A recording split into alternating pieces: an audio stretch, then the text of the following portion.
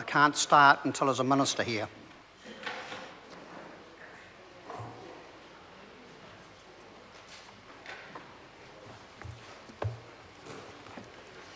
Members, the committee has resumed. Before the dinner break, the committee was considering the Harmful Digital Communications Bill. The question was that Part 1 stand part, and Stuart Nash had the call, and he has 3 minutes and 27 seconds remaining if he wishes. Yes, please, Mr Chair, I do wish. Thank you very much, Mr Chair.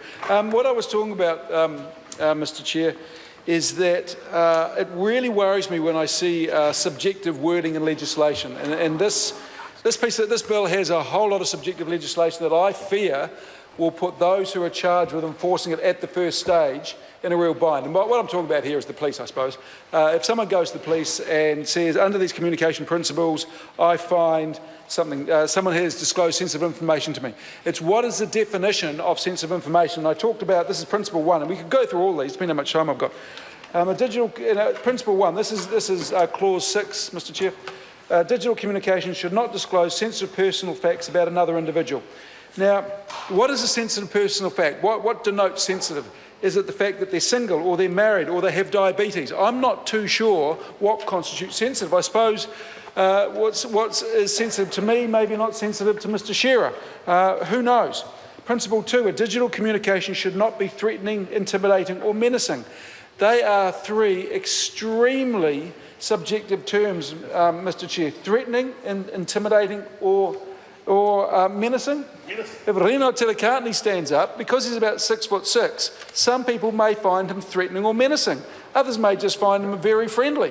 But what is the definition of that, and how is this going to be policed and enforced?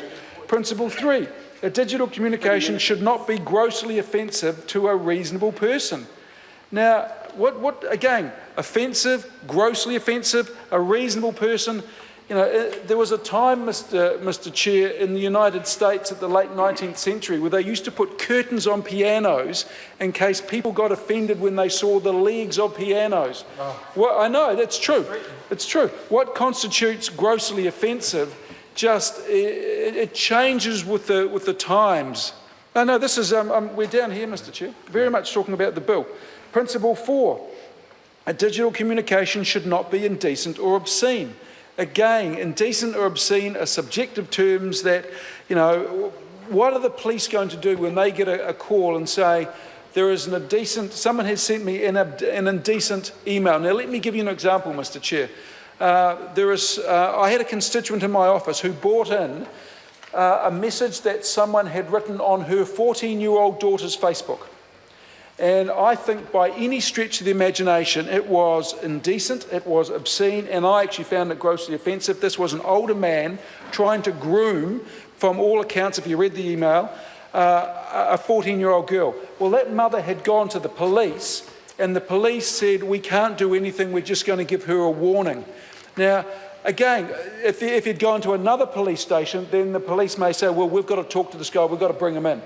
But these are so subjective that it really is up to the definition of the person who's doing it at the first call. Principle 5, digital communication should not be used to harass an individual. What does that mean? Should not be used to harass an individual? Goodness me, Mr Chair. As Mr Seymour said, and I agree with him, this is the sort of thing you say to a Year 7 class on the way to camp. Mr Chair? Mr Chair? I'll call Tracy Martin. Very much. Just to take a second short call, just to